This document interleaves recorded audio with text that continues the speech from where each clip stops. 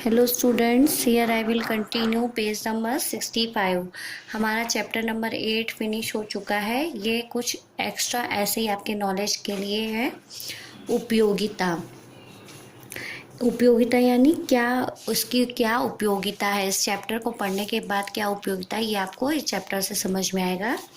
एक राजा था। एक बार वह अपने दरबार में बैठा था।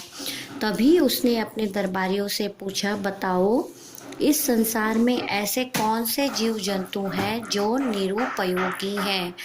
मतलब कि एक राजा था, जब वो एक बार अपने दरबार में बैठा था तो वो अपने दरबार में बैठे हुए सभी दरबारियों से पूछता है कि आप सभी बताओ इस संसार में ऐसे कौन से जीव जंतु जानवर हैं जो हमारे लिए निरुपयोगी है, मतलब बिना काम के हैं, जिनसे हमें कोई फायदा नहीं है, कोई उपयोग में नहीं आते। सभी दरबारियों ने अलग अलग उत्तर दिए, तो जितने लोग वहाँ बैठे थे सबने अलग अलग आंसर दिया, किंतु राजा किसी के भी उत्तर से संतुष्ट नहीं हुआ और उसने इस बारे में खोजबीन करने का आदेश दिया। सभी ने जब अपने अलग अलग आंसर दिए तो राजा ने उनके आंसर तो सुने, लेकिन वो किसी के आंसर से सेटिस्फाइड नहीं हुआ। तो उसने सबको क्या आदेश दिया कि तुम लोग इसके बारे में खोजबीन करो, मतलब कि ऐसे जीव जंतु को खोजो जो हमारे लिए निरुपयोगी हैं। सभी सैनिकों ने खोज करनी शुरू कर दी और इस तरह राजा का आदेश पाकर जो सैनिक थे वो सब जीव जंतु, जो निरुपयोगी जीव जंतु थे, उनकी खोज में लग गए।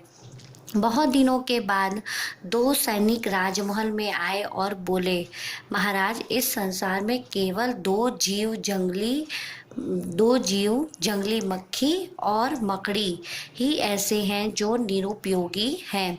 तो बहुत दिनों के बाद खोजबीन करने के बाद जब राजा के महल में दो सैनिक आते हैं और बोलते हैं कि इस संसार में केवल दो जीव हैं, जंगली मक्खी यानी जंगल में रहने वाली मक्खी और मकड़ी जंगल में रहने वाली मकड़ी, ऐसे ही दो जीव हैं जो हमारे लिए निरुपयोगी हैं। यह सुनकर राजा ने सोचा, क्यों न जंगली मकड़ियों और मक्खियों को खत्म ही कर दिया जाए। तो जब राजा ने ऐसा सोचा कि जो जंगली मक्खी और मकड़ी हमारे लिए कोई काम के नहीं है, तो इनको सभी मकड़ियों को और मक्खियों को खत्म कर दिया जाए, मार दिया जाए। यानी उसी समय उस राजा के राज्य पर दूसरे राज्य के राजा ने आक्रमण कर दिया। और उस समय क्या हुआ, जब राजा ऐसा सोच रहा था तो ठीक उसी समय जो दूसरे राज्य का जो राजा था, दूसरे स्टेट का जो किंग था, उसने इस राजा के राज्य पर आक्रमण कर दिया, हमला कर दिया। दोनों राज्यों में युद्ध छिड़ गया और इस तरह जब आक्रमण हो गया तो दोनों राज्यों के जो राजा थे वो दोनों युद्ध करने लगे। इस युद्ध में राजा हार गया। तो जिस राजा ने जंगल में मकड़ी और मक्खी को मारने का सोचा था, वो राजा इस युद्ध में हार गया। वह बड़ी मुश्किल से वहां से जान बचाकर भागा और इस तरह जब वह दूसरे राजा के सामने हार गया तो वो अपनी जान बचाने के लिए बड़ी मुश्किल से वहां से भाग निकल पड़ा। So I will continue page number 66। शत्रु देश के सैनिक उसका पीछा करने लगे। भागते भागते राजा एक जंगल में पहुंचा। अब जब राजा हार गया तो राजा भागने लगा, लेकिन जो राजा जीत गया था उसने अपने सैनिकों को क्या आदेश दिया कि तुम लोग इस राजा का पीछा करो और उसे पकड़कर हमारे पास बंदी बनाकर लाओ। तो लेकिन भागते भागते जो राजा था, वो जो हारा हुआ राजा, वो जंगल में पहुंचा। वह एक पेड़ के नीचे बैठ गया। वह थका हुआ तो था ही, उसे तुरंत नींद आ गई। अब जब राजा जंगल में भाग रहा था तो भागते भागते थकान के कारण उसे नींद आ गई और वो एक पेड़ के नीचे सो गया। तभी एक जंगली मक्खी ने उसकी नाक पर डंक मारा। जब वो जंगल में सो रहा था तभी वहाँ पे जो जंगली मक्खी थी उसने राजा की नाक पर अपना डंक मारा। डंक लगते ही राजा की नींद खुल गई। तभी उसे ध्यान आया कि इस तरह सोने से तो वह मुश्किल में पड़ जाएगा। जैसे ही उस जंगली मक्खी ने राजा की नाक पर डंक मारा, राजा की नींद खुल गई और राजा खुद सोचने लगा कि अगर मैं ऐसे ही सोऊंगा तो मैं बहुत बड़ी मुश्किल में पड़ जाऊंगा।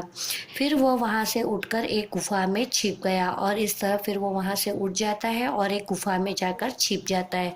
जैसे ही राजा गुफा के अंदर गया, गुफा के द्वार पर मकड़ियों ने जाला बुन दिया। अब राजा जैसे ही गुफा के द्वार पर जाता है, वहाँ पर जो जंगली मकड़ियाँ होती हैं वो अपने जाले से, मकड़ियों का जाला तो आपने देखा होगा, तो वो बड़े बड़े जालों से उन्होंने, मकड़ियों ने वहाँ पर उसके दरवाजे पर, गुफा के द्वार पर जाला बना दिया। कुछ ही देर में शत्रु देश के सैनिक राजा को ढूंढते ढूंढते वहाँ आ पहुँचे।